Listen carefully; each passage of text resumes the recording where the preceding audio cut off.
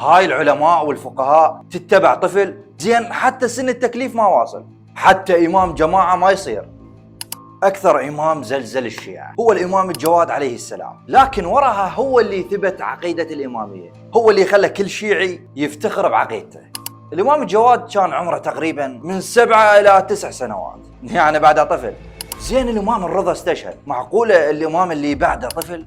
هاي العلماء والفقهاء تتبع طفل زين حتى سن التكليف ما واصل، حتى إمام جماعة ما يصير. شلون يصير إمام على المسلمين؟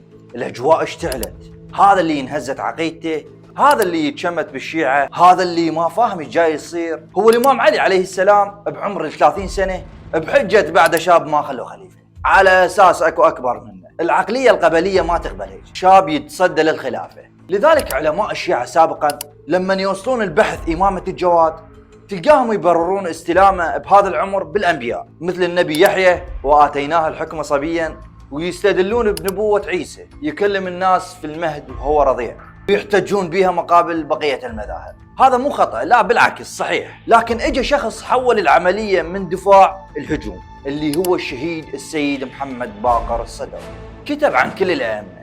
فمن وصل للإمام الجواد عليه السلام سوى انقلاب. أنا ما راح أحكي عن حالة تاريخية تحتاج تبرير، هذا المعروف، لأن الإمام الجواد طفل، فلازم نبرر للناس ليش الله اختار طفل للناس. قال لا، أنا راح انطلق من إمامة الجواد عليه السلام حتى أثبت نظرية الإمامية الاثنى عشرية. زين شنو اللي سواه السيد محمد باقر الصدر؟ بالبداية خلينا نعرف شنو مشروع السيد. مشروع السيد كله يحكي عن دليل حساب الاحتمالات. السيد الشهيد عن إثبات إمامة الجواد استخدم حساب الاحتمالات، خلى 5 احتمالات، إذا نفى 4 منهن إيش قد يبقى؟ راح يبقى احتمال واحد. إيش قد نسبة صحة هذا الاحتمال؟ عافية، نسبة هذا الاحتمال هو 100%. خليني أبسط لك السالفة أكثر. هذا المثال شوية قريب عن كل الشباب، لذلك راح أحكي. يعني أنت جاي تلعب محابس، أكو 5 أشخاص قدامك، ما تعرف عد من المحبس، أكو 2 منعتهم قلت لهم صفقوا، إيش قد بقوا؟ 3. اجيت للثالث قلت له طق، اجيت للرابع قلت له طق، إيش قد بقى؟ عافية بس 1. صارت النسبة 100% عند هذا الشخص. سيد الصدر استخدم دليل الاحتمالات اللي يستخدمه العلماء الأجانب لإثبات العلوم، وبحث قضية الإمام الجواد بتجرد كامل. يعني من تقرأ البحث كأنك تقرأ الشخص لا ديني. نبدأ بالاحتمالات. قال أول احتمال اعتقاد الشيعة بهذا الطفل لجهلهم. قال احتمال مستوى الفكر متدني كلش عند الشيعة، يعني احتمال جهلهم حتى يجي طفل ويحكمهم. قال خلينا نجي لهذا الاحتمال الأول ونشوفه مقبول لو لا.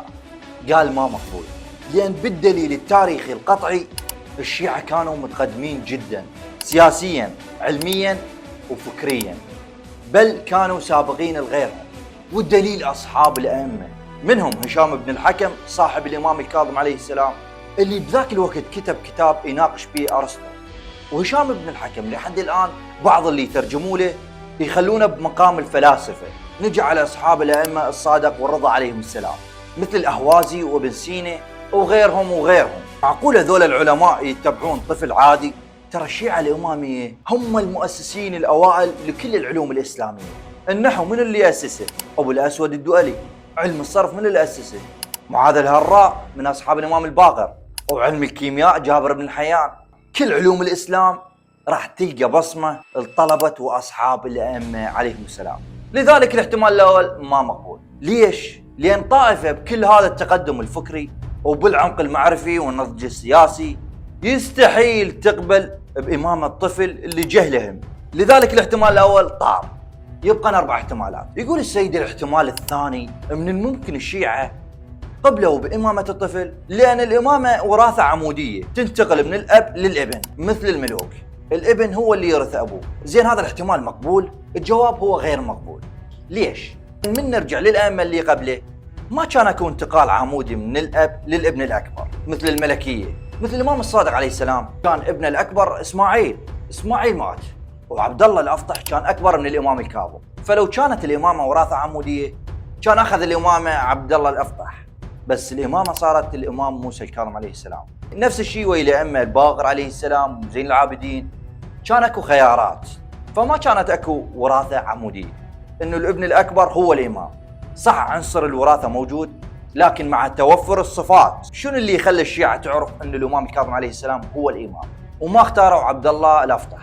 واضح اكو شروط وصفات، لذلك الاحتمال الثاني طار. بغى نشقد 3.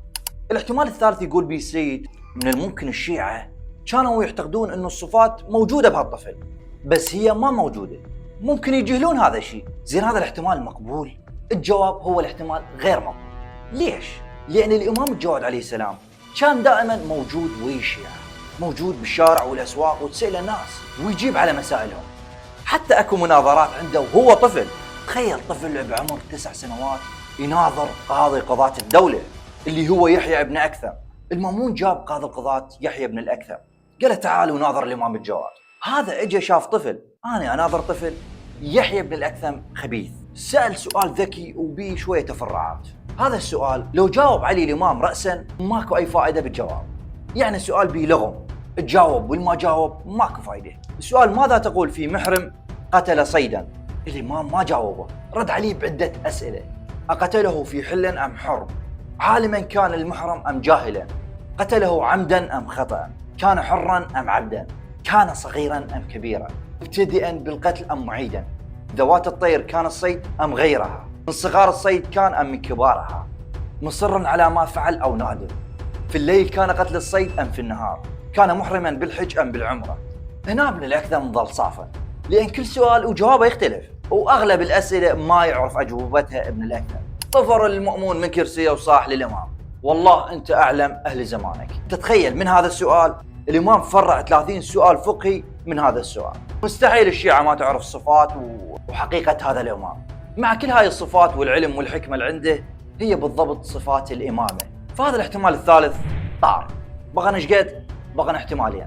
السيد قال الاحتمال الرابع ممكن الشيعة ادعوا هاي الصفات اللي ذكروها، المكاسب دنيوية تمثل المال والمناصب وغيرها.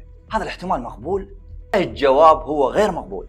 ليش؟ لأن الشيعة من يومهم مضطهدين، الحكومات والخلفاء يقتلون كل من يتبع آل البيت. يريد الدنيا والمناصب أبدا ما يتبع أهل البيت. فهذا الاحتمال عكس الحقائق التاريخية اللي موجودة.